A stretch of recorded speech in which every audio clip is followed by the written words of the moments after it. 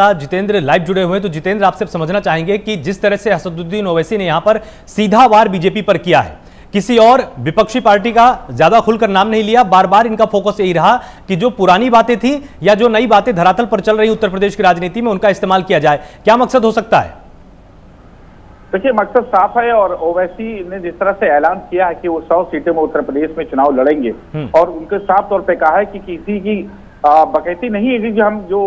उत्तर प्रदेश में हमको चुनाव लड़ने से रोक ले। और जिस तरह से अतीक की वाइफ को आज ज्वाइनिंग कराई है, चाहे वो आजम खान की बात करें, अतीक अहमद की बात करें, मुख्तार अंसारी की बात करें, ये तीनों ही नाम लेने का साफ मतलब है कि मुस्लिम वोट बैंक अपनी ओर खींचने की कोशिश कर रहे हैं। और साफ तौर पे इस तरह से ओवैसी ने बात कही है कि इस बार मुस्लिम वोट बैंक हमारे साथ जुड़ेगा और तमाम सत्ताधारी पार्टियों को उन्होंने वोट देकर देख लिया, किसी ने भला नहीं किया। अब कहीं ना कहीं हम चुनाव लड़ेंगे तो मुस्लिम वोट बैंक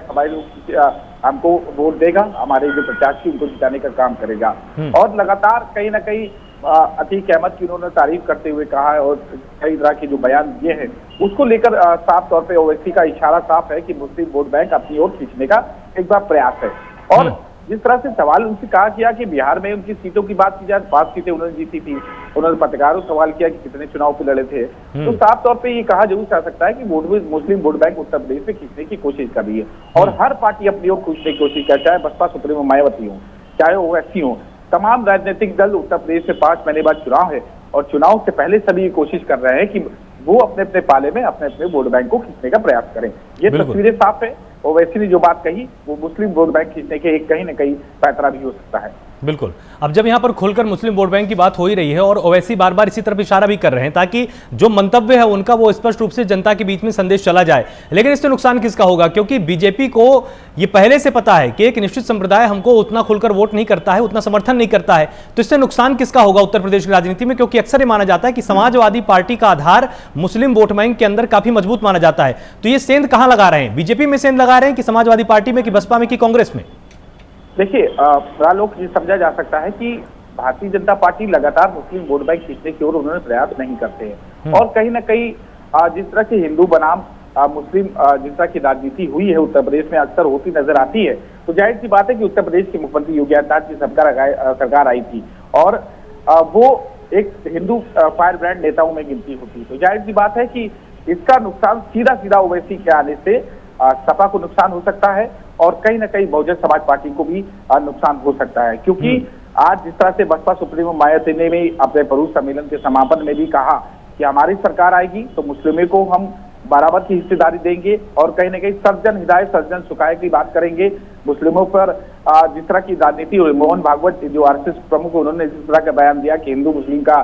डीएनए एक है, तो डीएनए की एक बार फिर राजनीति शुरू हो गई है। और जाहिर सी बात है और बसपा सुप्रीमो ने ये बात कही थी कि दोनों को ही अगर जब समान समझते हैं तो आखिरकार उन पर अत्याचार क्यों हो रहा है उत्तर प्रदेश में, क्यों उनके खिलाफ मुकदमे लिखे जाए। तो ओवैसी भी उसी तरह उसी राह पर निकल चुके हैं, लेकिन ओवैसी का एक सीधा सा मसला है कि उनको मुस्लिम वोट बैंक खींचना है और वोट बैंक की खींचतान आलोक बिल्कुल शुरू हो गई उत्तर प्रदेश में। हर राजनीतिक पार्टी अपने अपने पाले में बिल्कुल उतर चुकी है। जहां बसपा सुप्रीमो मायावती दलितों की राजनीति जो हमेशा करती थी, अब ब्राह्मणों की राजनीति कर रही है, मुस्लिम वोट बैंक की कोशिश कर रहे हैं, तो वैसे भी मैदान में उतर चुके हैं। हालांकि समाजवादी पार्टी के गठबंधन की बात को लेकर अभी उन्होंने नहीं कहा और उन्होंने साफ तौर पे समाजवादी पार्टी से जो गठबंधन की बात कही कि जिस तरह से ओवैसी ने कहा थी कि अगर मुस्लिम प्रत्याशी होगा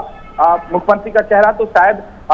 एमआईएम उनके साथ जुड़ सकती है, लेकिन अभी तक किसी प्रकार का कोई भी जुड़ाव एक दूसरे के सामने नहीं आया है। सीधा सीधा नुकसान जरूर कहा जा सकता है कि पॉलिटिकल बात किया उत्तर प्रदेश में जो मुस्लिम वोट बैंक ज्यादा समाजवादी पार्टी की ओर आकर्षित होता है, तो कहीं ना कहीं वो मुस्लिम वोट बैंक का थोड़ा सा नुकसान ओवैसी के उत्तर प्रदेश में कितना पड़ेगा ये तो अभी आने वाला चुनाव पड़ेगा। लेकिन सीधा सीधा अगर मुस्लिम वोट बैंक की ओर ओवैसी ध्यान देते हैं, जाहिर सी बात है कि जो भी वोट प्रतिशत मुस्लिम समाज का कटेगा वो कहीं ना कहीं सीधा सीधा समाजवादी पार्टी को और बहुजन समाज पार्टी को नुकसान हो सकता है, नुकसान पहुंचाएगा। और यहां पर अगर आपने ध्यान दिया हो जितेंद्र, तो सबसे बड़ी बात यह रही कि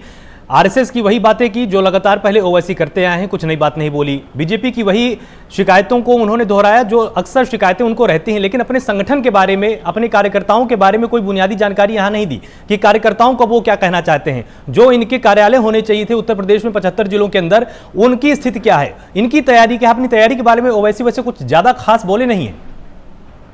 देखिए, बिल्कुल जाहिर सी बात है कि अपनी तैयारी को छुपाया है ओवैसी में। हालांकि ये जरूर उत्तर प्रदेश के चुनाव में सेंधमारी करने के लिए जरूर ओवैसी उत्तर प्रदेश में चुनाव लड़ेंगे, लेकिन जमीनी स्तर की बात की जाए तो एमआईएम ने कितने मुद्दे उठाए हैं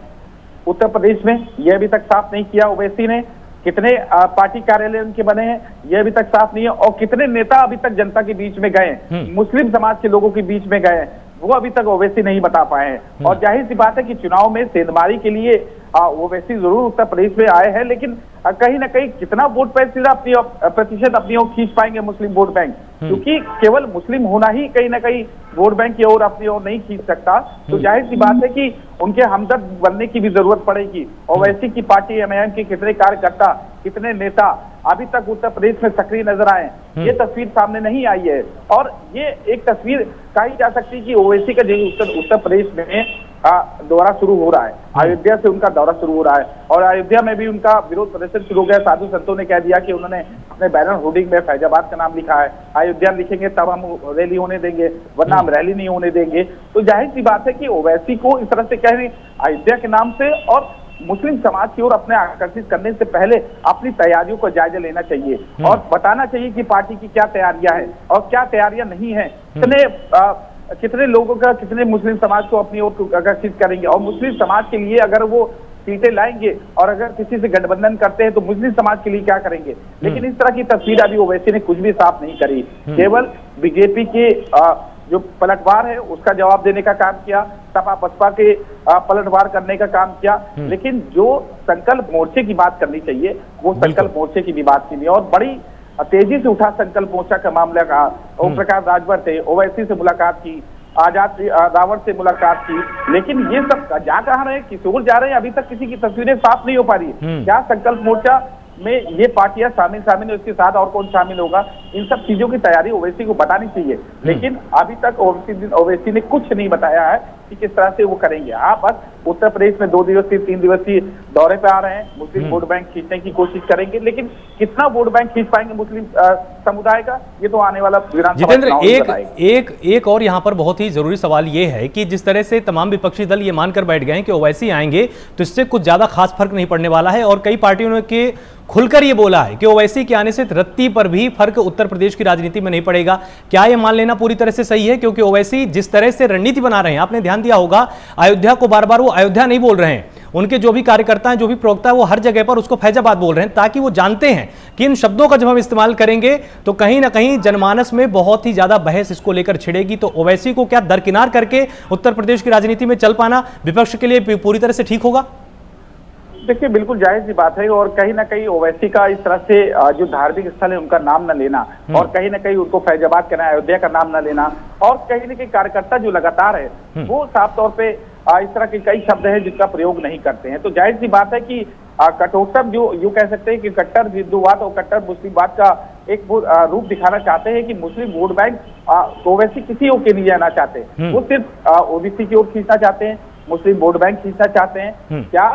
जो 12 से 13% मुस्लिम वोट बैंक है, क्या उसके आधार पर ही सरकार बना पाएंगे? कितनी सीटें उत्तर प्रदेश में, जब उनकी तैयारी नहीं है तो जाहिर सी बात है कितनी सीटें वो उत्तर प्रदेश में जीत पाएंगे? ये अभी तस्वीरें कहीं ना कहीं साफ नहीं है आलोक। और ओवैसी का इस तरह की बयानबाजी वो कहीं ना कहीं अभी उनको भी, और जो राजनीतिक पार्टियां हैं, जो विपक्ष पार्टी, चाहे समाजवादी पार्टी हो, उन्होंने भी ओवैसी का अभी प्रस्ताव नहीं स्वीकारा है, चाहे कांग्रेस हो चाहे बसपा हो, उन्होंने भी गठबंधन से बिल्कुल बात के दरकिनार कर ली है। तो जाहिर सी बात है कि मुस्लिम वोट बैंक कितना नुकसान पहुंचाएगा, कितना फायदा है, क्योंकि उत्तर प्रदेश में अभी तो फिलहाल ओवैसी का कोई भी अस्तित्व नजर नहीं आ रहा है कि कितना वो नुकसान पहुंचाएंगे और कितना फायदा पहुंचाएंगे। बहुत बहुत शुक्रिया हमारे साथ जुड़ने के लिए जितेंद्र, और ये तमाम जानकारी विस्तार से प्राइम न्यूज के दर्शकों को देने के लिए और ये विश्लेषण करने के लिए। तो इससे साफ हो जाता है कि ओवैसी जिस तरह का मंच तैयार करना चाहते हैं, ये ओवैसी ही अभी जानते हैं, क्योंकि तैयारियों के बारे में अभी वो खुलकर बात करने से बच रहे हैं। रुख